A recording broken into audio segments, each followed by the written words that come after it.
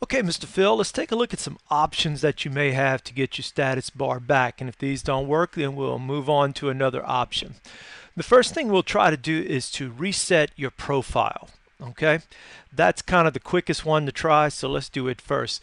If you go down, I know my AutoCAD looks a lot different than yours does, but we don't have any software that's as old as yours. So we'll try to make do with what we have here. If you go into your command line and type in the word options, then you're going to get this screen up with all of your options. Over here, you should see a tab that says profiles. Now, when you click that on, you should have several profiles, and one will be the one that you're working on.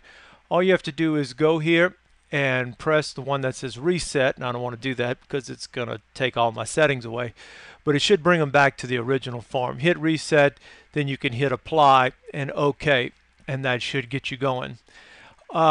Reinstall is not possible unless you find your software, and unfortunately we don't have any access to any software that's going to be that old, and you can't download it from Autodesk anymore either because they only support going back about 3 years. So let's try a repair. If you go into your computer start menu, that should be the little Windows button down here, you should be able to go to a section called Control Panel.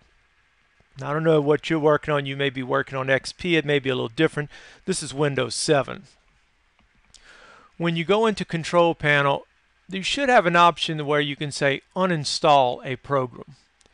So if you go to uninstall a program, if you'll go to where your Autodesk products are, I'll go ahead and find my Autodesk AutoCAD. Doesn't matter. I'll just grab this one. And then you'll see where it says uninstall change, and it's going to bring up this AutoCAD screen. Once it does that, you do not want to do uninstall, but you want to hit the one that says repair or reinstall, and then you'll have that option to do a repair on it, and that will probably get you back to where you need to be.